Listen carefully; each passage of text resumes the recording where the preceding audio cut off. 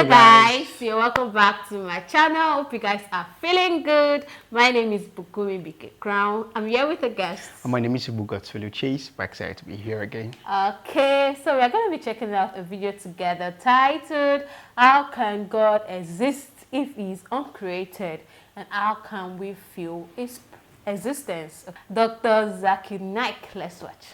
Hi, my name is Ahmed. I come from the glorious country of Iraq, and I'm a born Muslim. My problem is that I practiced Islam when I was... Brother, first we request questions from the non-Muslims. Once all the questions from non-Muslims are over, inshallah we'll give you a chance. Yeah, but I'm telling you my problem only. It's okay. But you said you're Ahmed and you're a born Muslim. I am born Muslim. But now are you a Muslim or not? I'm agnostic. Oh, so now you have left the religion of Islam. Yeah, I'm confused. Okay, fine. If you have left the religion of Islam, you can ask the question, brother. Okay. So my question is, how come I don't have the faith that you and the other Muslims have and some of my friends, even though I practiced Islam a lot and I even did Umrah, but I still do most of the sins that are forbidden in Islam, and I sometimes am lazy to do the prayer and the other subjects we have to do in Islam.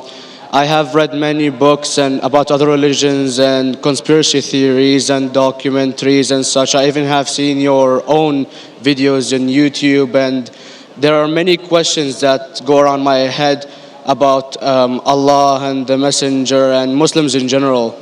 And basically the most important question is, you said in one of your debates or questions that Allah is the creator and He's uncreated.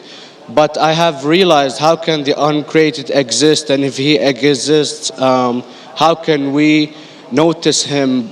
How can we see Him or hear Him or feel Him or know of His existence if He's uncreated in our own dimension or so? That's one of the questions. Brother Ahmed said that he is a born Muslim. He comes from Iraq. He read the Quran, he read the books, but he commits many sins. He believes, maybe sometimes he's agnostic, and he's lazy for praying. Brother, before I answer your main question, if you do sins and if you're lazy for praying, that does not make you a non-Muslim. As long as you believe that praying is fard, sometimes you miss, it's a sin. It's a major sin that you sometimes don't pray, but that doesn't make you a non-Muslim. If you say praying is not required, then you're doing kufr. But if sometimes you do sin, sometimes minor sin, sometimes major sin, it is haram, it's forbidden, but that does not throw you outside the fold of Islam. There are sometimes waswasa of the shaitan asking you, you're a Muslim, but this is wrong in Islam, this is wrong, and it does deviate the person's mind. At that time, maybe your iman may be low, but these things should not make you consider that you're non-Muslim. Regarding a question that I mentioned in my speech, and you're right, that Almighty God is the creator, but He Himself is uncreated. You asked the question, how can the uncreated, how can we see the uncreated, and how it's possible? Allah subhanahu wa ta'ala is Khaliq, is the creator. And by definition, He's uncreated. Because normally people say that when they try and prove in logic that everything has a creator, who created this table, the carpenter, from where he got, from the tree, who created the tree, so it goes back to Allah. So when many of the people try to convince an atheist, they try and say that everything has a creator, and then they get trapped when the atheist asks him who created Allah. So if you hear my tapes, I never go that way. I ask the atheist that how did you come to know about the universe? How did you come to know about the functioning of the stars, of the sun? And he says, and goes back, that the creator. So it's the vice versa. So if you know how to deal with logic, you don't trip over this problem with the atheist trap, the Muslims or the believers, by saying who created Allah. By definition, Allah is uncreated. And if you ask the question, who created Allah? If you have heard my tapes, I give the reply, that suppose a person comes and says that my brother John. Yeah, I know, I saw that, I heard that's funny, but I mean, how does He exist if He's uncreated? not That is Allah. acclimated. Yeah. How That's can the he difference exist? between you and Allah. How does he exist? Means he was existing. He doesn't have a beginning. You and I have a beginning, that's human being. So that's the difference between us and Allah. You can't say that Allah has to be like us. If Allah is like you and me, why should we worship Him? I see, but have you heard of the phenomenon, the Big Brother, used by various orders and political agendas to control the people and such by implementing it into multiple gods, and then later on it became a monotheistic religions all over the world to make it easier for Big the Brother, people sorry, to... I've never heard of the religion Big Brother. It's not a religion, it's like a theory, an idea, basically. For What does it example, say? yes? What does this idea say? What does it say? Is that when you have a big brother, it's easier for you to live life. When you have someone watching you the whole time, understanding you the whole time, protecting you the whole time, being with you the whole time, and you can talk to him, although he never talks to you back, maybe in your dreams, do it to your mind and such, it's easier for you to live. While a human who does not have a big brother and is not easily controlled into doing so and is having complete freedom is a danger for the major ruling powers and such. What does this say? I don't understand. Big Brother may be the Big Brother may not be the. So what does it have to do with Islam and God? What does it have to do? Because basically Allah is watching you the whole time. So you want to knows- say that Allah is like a Big Brother? Indeed, you use him for your protection so you won't be scared. You know what I mean? See, this is the hypothesis. Hypothesis. If you have heard, how do I convince an atheist? If you have heard my answer, that you said that you're agnostic, you're atheist. Yeah. So first thing I do to an atheist is I congratulate him. What? I congratulate him. Have you heard my answer of atheist? Yeah, you congratulate them and stuff. But I haven't seen your debates with the atheist. I just saw your answers on some questions. Fine, so you haven't seen the answer of atheist. No, but I've seen your debate with David William Campbell. And that's William Campbell is not an atheist. Yeah, yeah. Now when an atheist tells me he does not believe in God like your theory of Big Brother, Yeah. and if you believe in that theory, I will ask you, first thing I do to the atheist, I congratulate him. You know why? Yeah, because they think and they don't follow what their parent does and such stuff like that. No. I congratulate him because he is not doing blind belief.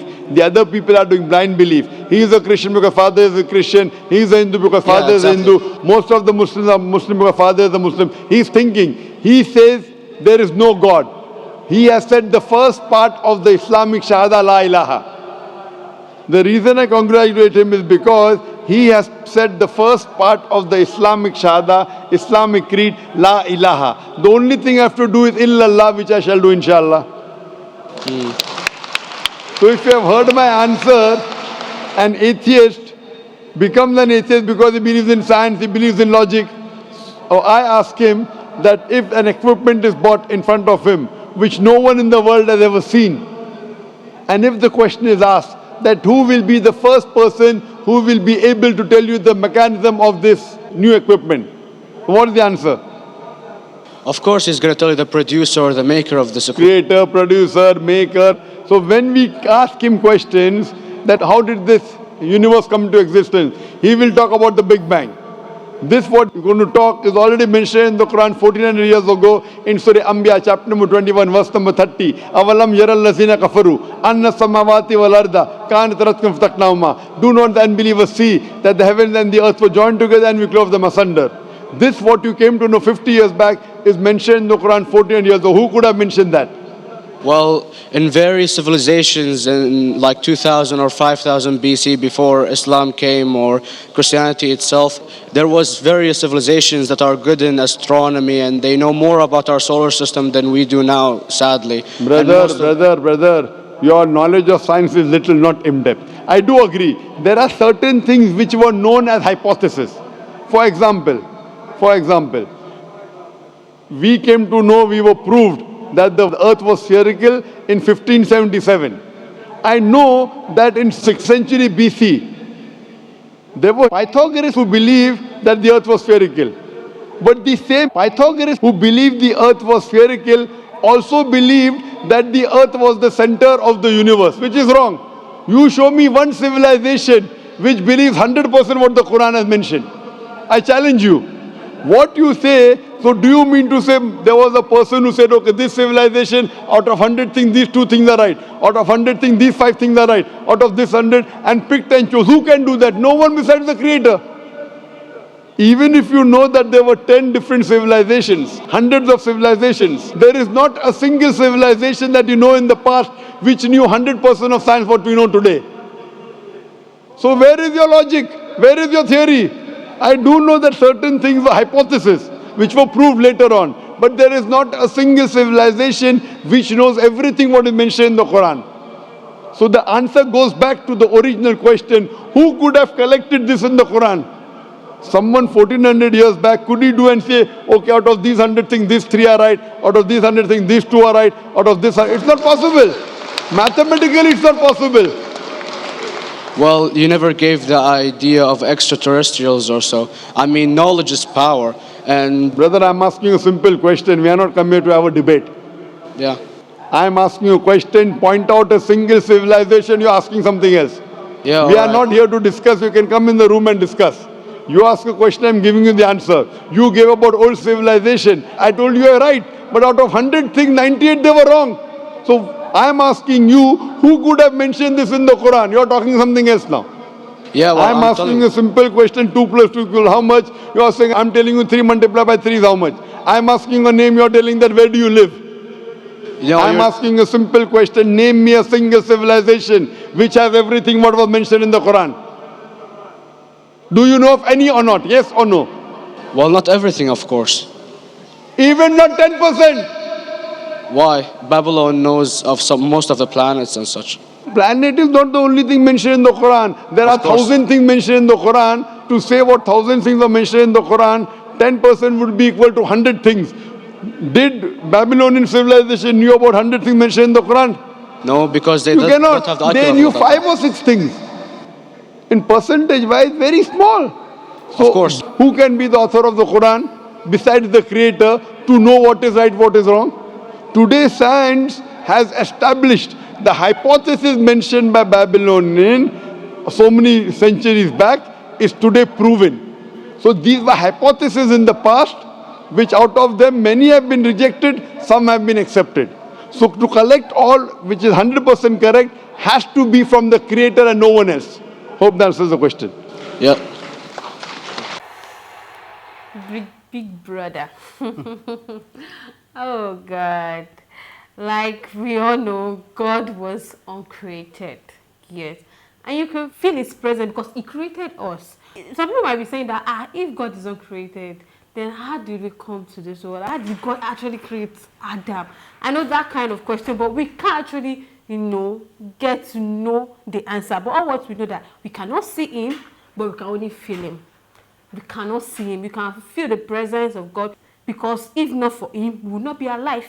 We would not be here. Well, if you are able to get the mystery behind God, then you are almost God, because that's why he is God. He's supreme, he's deity. Cannot die. So I know he's confused. He's read a lot of books. He's read so many things that have confused him. He's read a lot of theories and a lot of things. So he's confused. So he's bringing up things to counter. And and the man was trying to let him know, look, I created this phone. It's not the duty of the phone to know how I came to being. But me, I know how the phone came into being because I am the phone. I know the particles and what I built the phone with. So that is just how it is. It's not our duty to know how God came. Whenever we see him, we would know that. Exactly. When we but get for there. now, we should know. If we believe that there is a creator of the phone, there's a creator of almost everything has its creator. A house has a builder, and the rest of that. Then definitely we just don't just appear out of nowhere. Yes, even the animals too. God created them. So if for God to create us, then he's not created. He's the only one that can answer that question. We don't know. All what we know is that he's uncreated, he's there. There is God. Yeah. We all know there is God. And we do feel him. Yes. Some people have experienced him through revelation, through dreams, they've experienced it. But until we reach there, before we know how God is. Sure. So all these things that he was asking, I don't know, he's just trying to confuse his mind. Maybe he had a debate with some group of friends, and all these kind of things can mislead you into your religion. That's what actually made him, convert. Like he said, he was once a Muslim, but he left because when you listen to all this kind of talks and you take it to heart, you'll be confused. And when you're confused, you'll be doing things that you don't even understand, and it will be driving you crazy, and it will be driving, to be confusing you more. So you just have to let it be. Let it be. We all know there is God. So don't dig to it. How is God created? Why did it? How did we come? No, there's no need for that. The main thing is there's God, and we all feel it. One point or the other, we feel His presence. Even if you've not feel His presence, the way He has been blessing us is through God. Sleep, waking up every day. You going to bed, close your eyes and go to sleep. It's not by our power. It's God that allows us to sleep. And for us to wake up, it's not by our power. It's God that wakes us up. So you should know that He exists. That alone is a proof. We as human beings, is a proof enough to know that God exists and is uncreated. That's how He is. So guys, thanks for watching. Don't forget to smash that subscribe button for more. Like, share, and comment. I'll be dropping His channel link in the description box for more reaction videos. Till next time, bye.